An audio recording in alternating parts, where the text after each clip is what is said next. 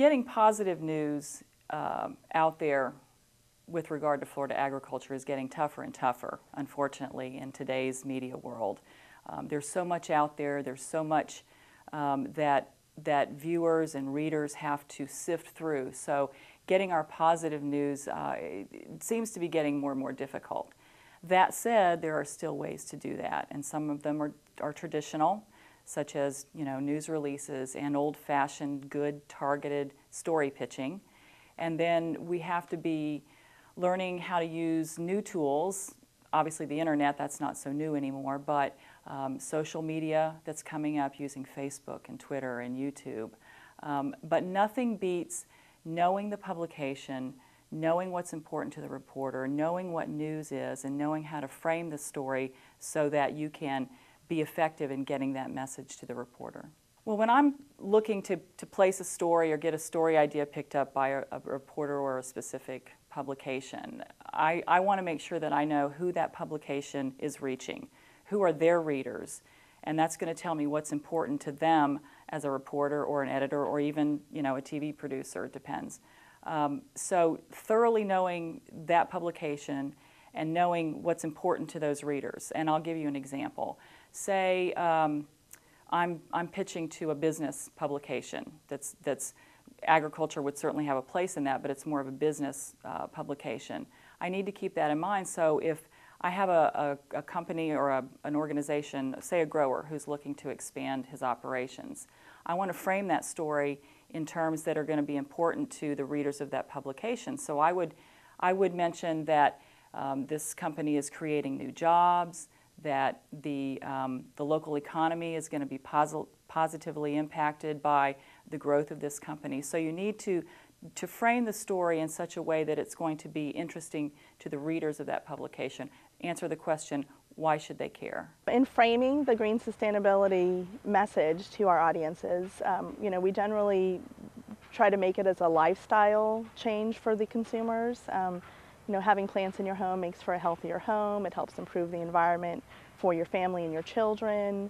And it creates positive oxygen wherever the houseplants are, in your personal breathing zone, or all of those are the messages that we use to kind of grab their attention. And then the underlying messages are more scientific based, like how much oxygen, how much more efficient are certain plants and whatnot. And that's a pretty good message. So it honestly, for us, with the houseplants, that's a message that we really are pretty lucky. It kind of frames itself.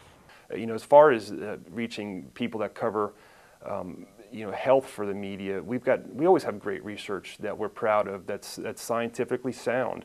And when that research comes down the pike, we do our best to make sure that we get that out to health professionals, especially things these days that are centered around childhood obesity. That's a big issue these days, childhood obesity, and we feel that our dairy foods can help kids, can lead them toward a healthy diet if they follow the food guide pyramid, which includes 3 servings of dairy a day. So we want to just reinforce that message as much as possible. The best way to frame a message is to humanize it and to make it resonate with readers or viewers of a media's audience. If it doesn't have a human element, the chances of it really being impactful or getting picked up, getting viewed, people remembering it are lessened. So the more you can humanize it and put a face on a message, the better. The other way, if you can't do that real well, is to have it have a financial impact, or in another way impact the viewer. The best way it was described to me by a longtime editor was the question every reporter should ask themselves before they work on a story is, how is this going to affect my wallet, in terms of putting themselves in that reader or viewer's shoes.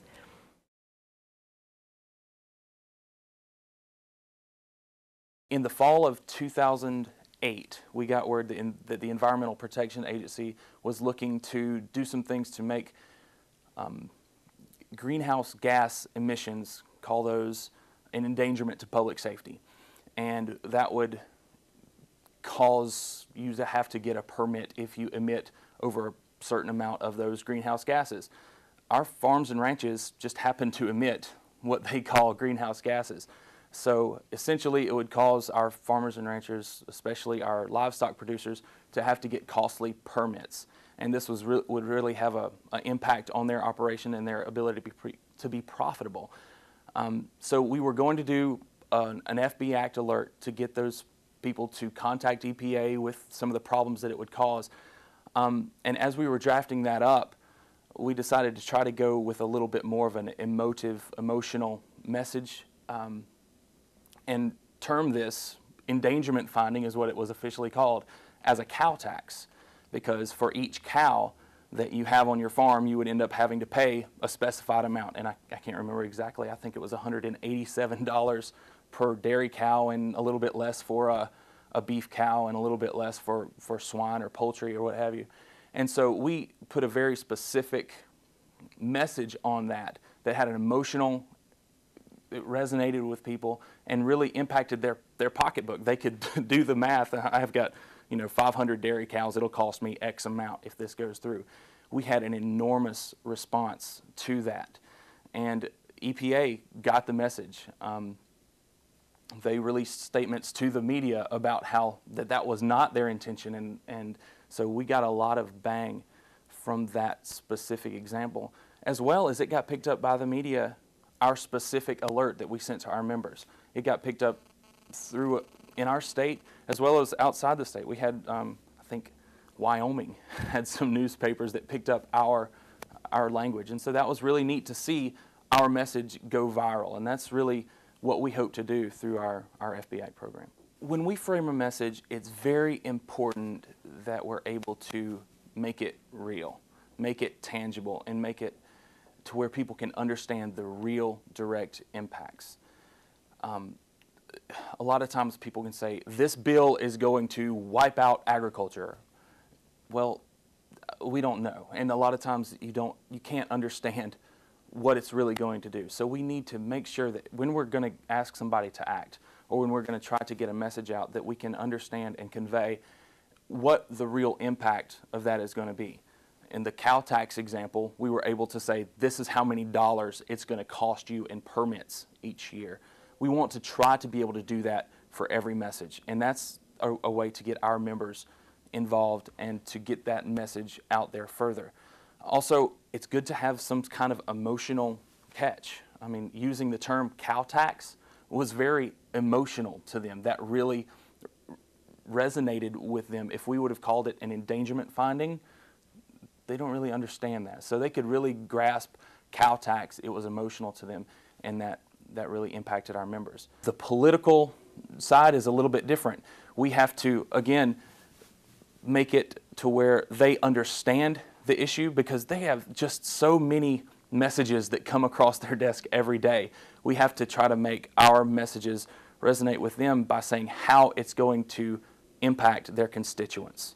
So instead of it being, this is going to wipe out agriculture, or this is going to, be a detriment to agriculture in their state, we have to try to frame those messages as how representative from the 12th district, how is it going to impact your constituents in the 12th district, whether it's citrus or whether it's beef, whatever the main commodities are there. We have to really tailor those messages to where they're area specific.